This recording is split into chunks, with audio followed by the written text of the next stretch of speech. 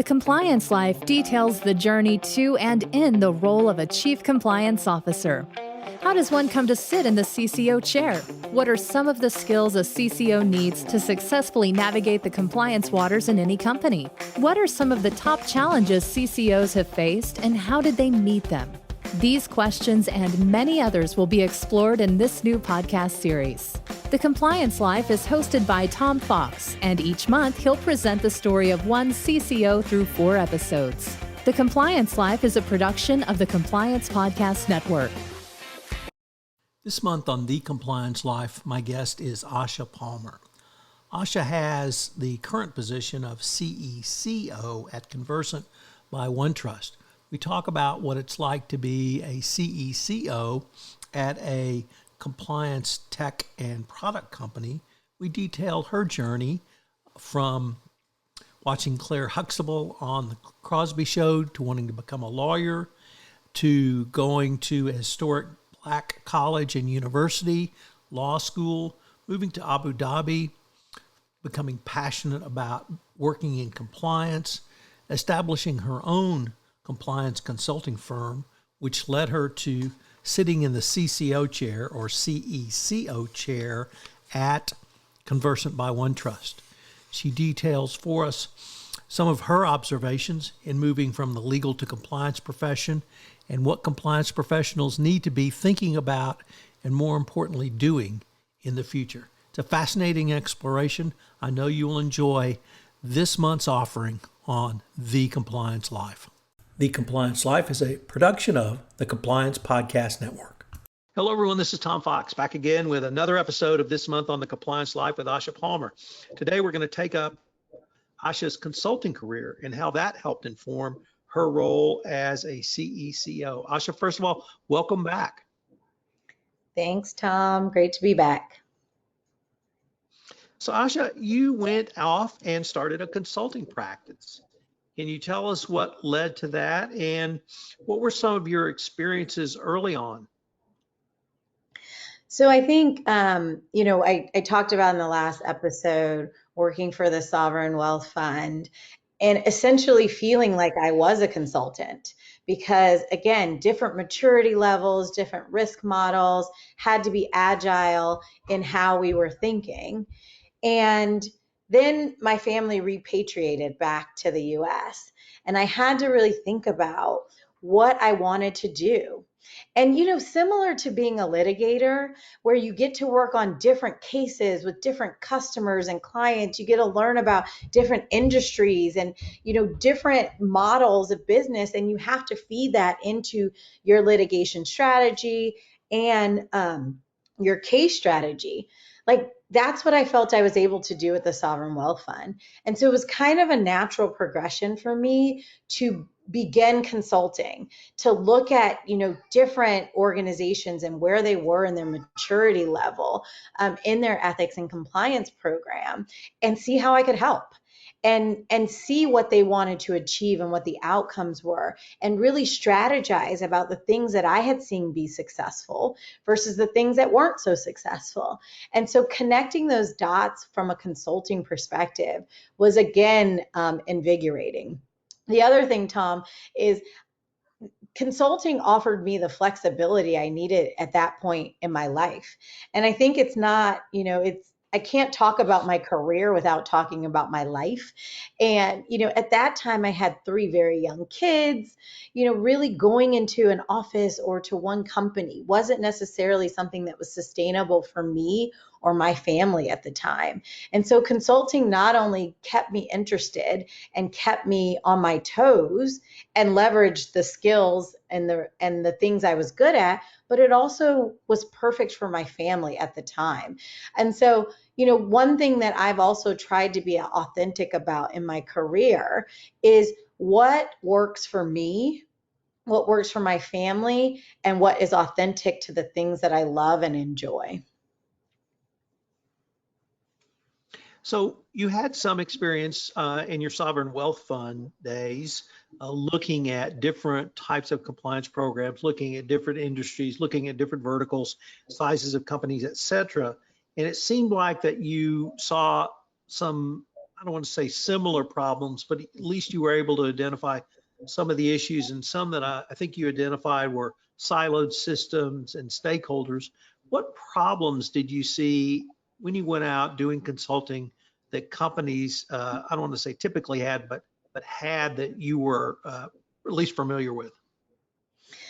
Yeah, so I think that's such a great question, because I think, as you said, the thing that I walked away with, and I still have this impression, is that most companies are dealing with the same thing. And it was really an aha moment, which was, again, siloed systems, not necessarily understanding where the risks are, how to assess them.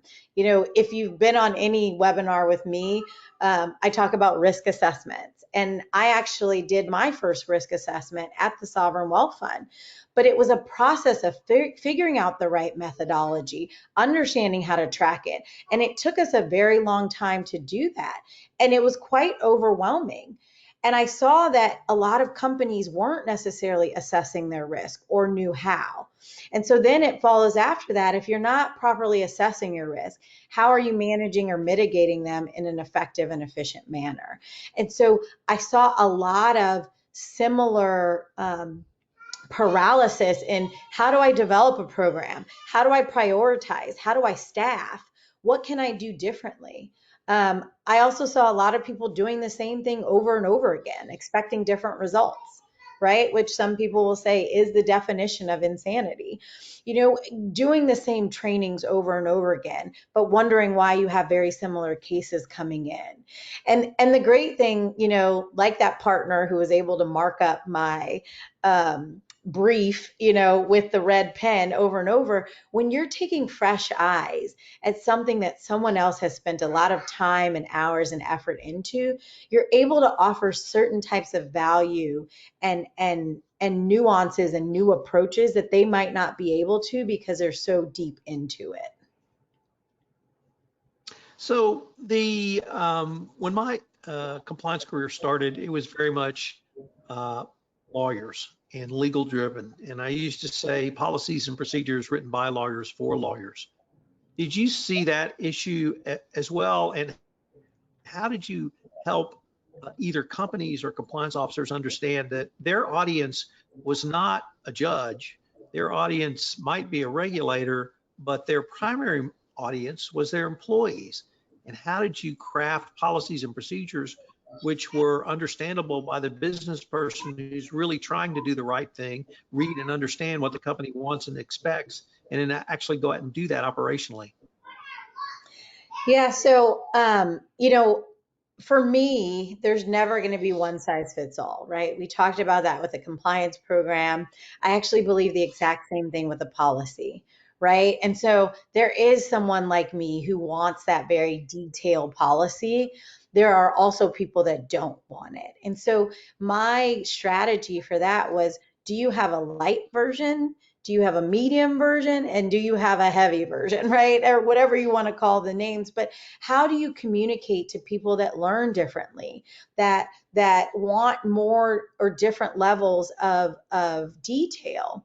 And oftentimes, for me, the compliance officer, the policy should say the standards to which everyone will be accountable to, not the standards in which everyone needs to remember.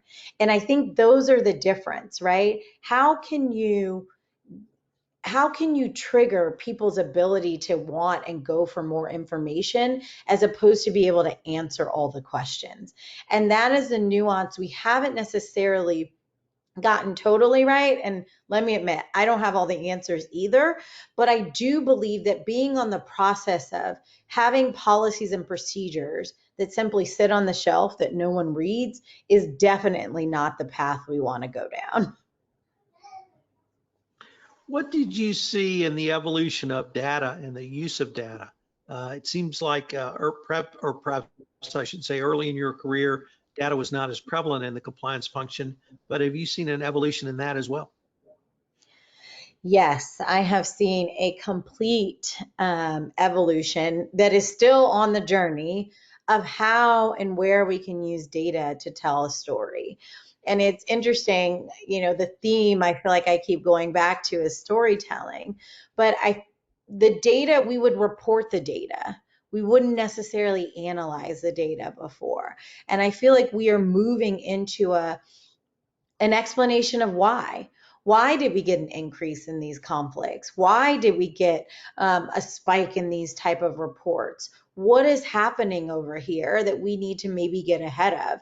And so using data to be strategic and proactive is something that people are now on the journey of doing.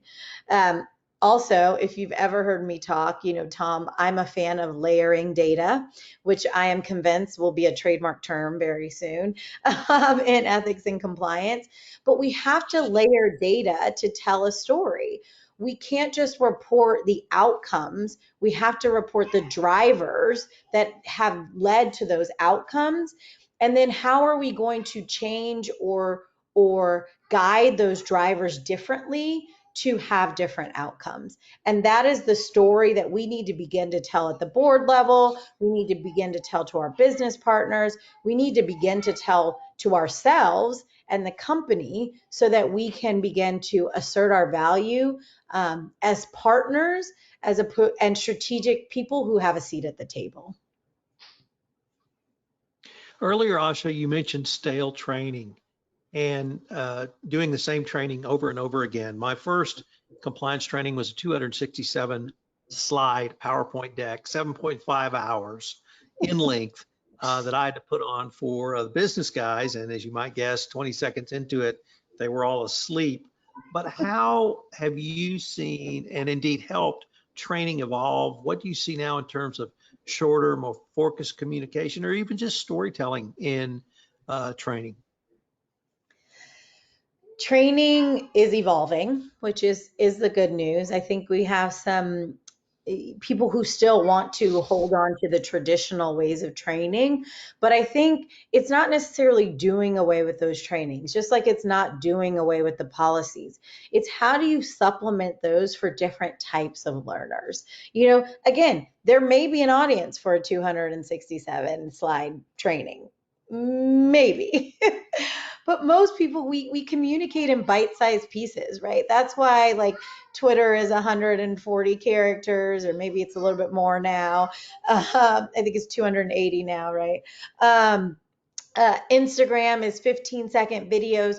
We consume in bite-sized pieces, and that is just a fact. And so how are we adapting to that population of people who want to consume in bite-sized pieces? And one of the things that I'm really enjoying that I see a shift in is it's almost like choose your own adventure. Yes, you have a required training that maybe, 20 to 30 minutes, but you also have a self-service portal where people can go to and say, I want to learn more about this. Oh, this issue just came up and I want to figure out what we have to say about it. How do you incite or activate people's desire to learn about compliance as opposed to have to be trained on compliance? And I think that is a fundamental shift that we as an industry are starting to take, is activating people's ability to learn and want to learn about ethics and compliance, not be beaten over the head to have to be trained on it. Well, Asha, unfortunately, we are near the end of our time for this episode, but I hope our listeners will join us for our fourth and final episode where Asha takes the CECO chair. I'm greatly looking forward to continuing the conversation. Me too, Tom. Hello, everyone. This is Tom Fox. Thank you again for listening to this episode of The Compliance Life. I hope you will join me again next week where I take up another episode with Scott Sullivan in The Compliance Life. The Compliance Life is a production of the Compliance Podcast Network. If you would like to be featured on The Compliance Life, please give me an email at tfox@tfoxlaw.com. Also, if you like this series, please give us a rating on iTunes. Any review and rating would definitely help get the word out about the latest addition to the Compliance Podcast Network. Thanks again.